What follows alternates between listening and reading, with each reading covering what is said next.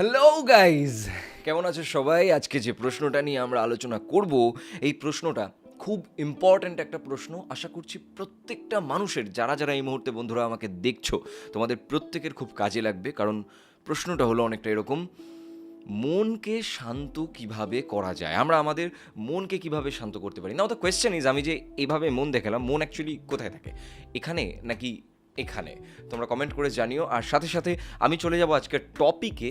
তার আগে সবাইকে একবার রিকোয়েস্ট করব, ভিডিওটাকে প্লিজ লাইক করে দাও। কারণ যত বেশি লাইক করবে, তোমাদের টাইম লাইনে আমার ভিডিও আসতে থাকবে। কারণ প্রত্যেক শনিবার বিকেল 4:30 সময় আমার চ্যানেলে ভিডিও আসতে থাকে। হ্যাঁ, মাঝখানে একটুখানি ইরেগুলারিটি হয়েছিল, তো যাই হোক।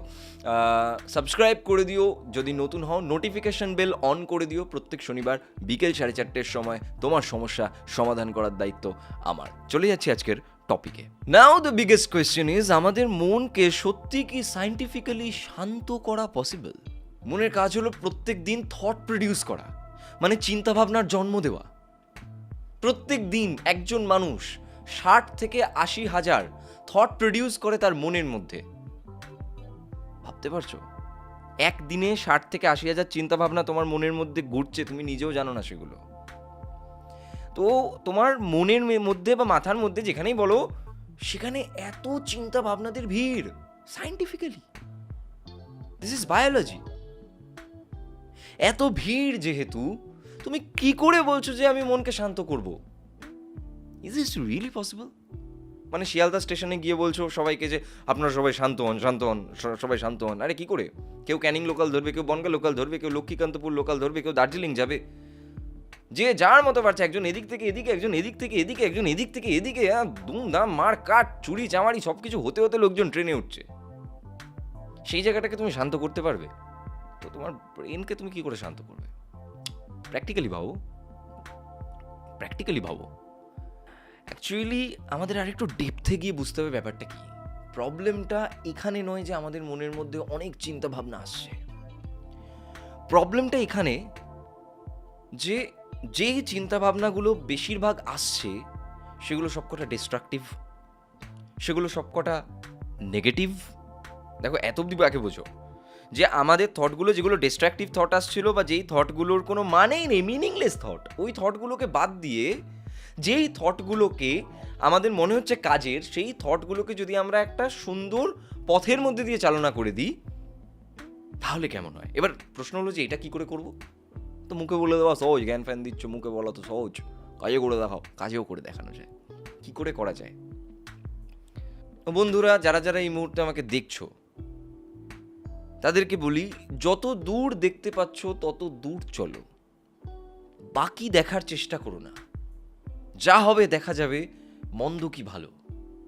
মানে যত দূর দেখতে পাচ্ছ তত দূরই চলো, বাকি এত কিছু দেখার প্রয়োজন নেই, বাকি এত কিছু জানার প্রয়োজন নেই, এত ওভারথিঙ্ক করার প্রয়োজন নেই।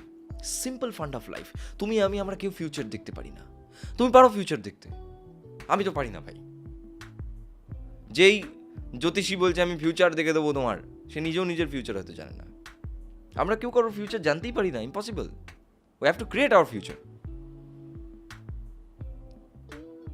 যেহেতু আমরা আমাদের ফিউচার জানি না, তাহলে কেন ফিউচারকে জানার চেষ্টা করছি? কেন জানার চেষ্টা করছি? যত দূর দেখতে পাচ্ছ তত দূর চলো। পরীক্ষা সামনে, কত দূর দেখতে পাচ্ছ যে আমাকে এই সপ্তাহের মধ্যে একটা সিলেবাস শেষ করতে হবে? এত কিছু ভেবে লাভ নেই যে পরীক্ষায় কি কোয়েশ্চেন আসবে। আগে সিলেবাসটা শেষ করো তোমার। গার্লফ্রেন্ডের সাথে ঝগড়া হয়েছে, বয়ফ্রেন্ডের সাথে ঝগড়া হচ্ছে, টেনশন হচ্ছে, এবার অন্য কারোর সাথে যদি ভেগে যায় তাহলে কি করে হবে? কি হবে? এত কিছু ভাবার দরকার নেই। সে কারোর সাথে ভাগবে না, কিছুই না। ততক্ষণের জন্য তুমি ভাবো যে তোমায় কি করতে হবে, তোমাকে তাকে মানিয়ে নিতে হবে। যাও, তাহলে মানিয়ে নাও। তার সাথে একটা সমাধানে আসতে হবে, যাও সমাধান করে নাও আগে, বাকিটা পরে দেখা যাবে না। এত দূরের ভেবে কি করবে? চাকরি পাচ্ছি না, চাকরি পাচ্ছি না, আমি বোধহয় কোনোদিনও চাকরি পাবো না, খুব আমি দুঃখ পেয়ে গেছি। ফেসবুকে আমি বড় বড় কবিতা লিখে স্ট্যাটাস দিয়ে ভরিয়ে দিচ্ছি, হ্যাঁ বেকারের জীবন, এই জীবন, ওই জীবন। এটা কী দরকার?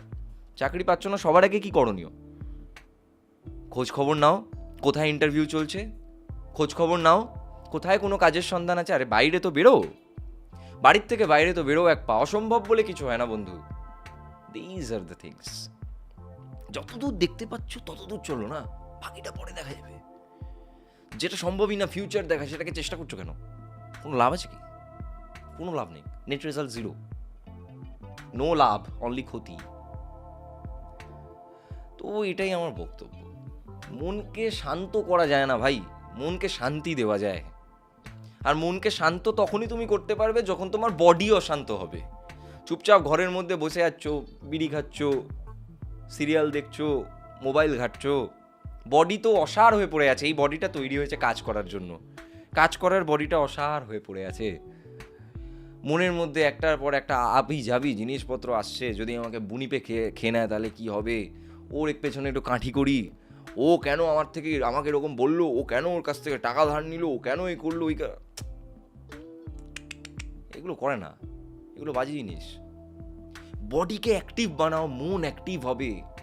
যত মন অ্যাক্টিভ হবে তত মন শান্ত হবে। কেন শান্ত হবে বলছি, শান্তি পাবে বলছি। অ্যাকচুয়ালি শান্ত হবে না, শান্তি পাবে মন তত।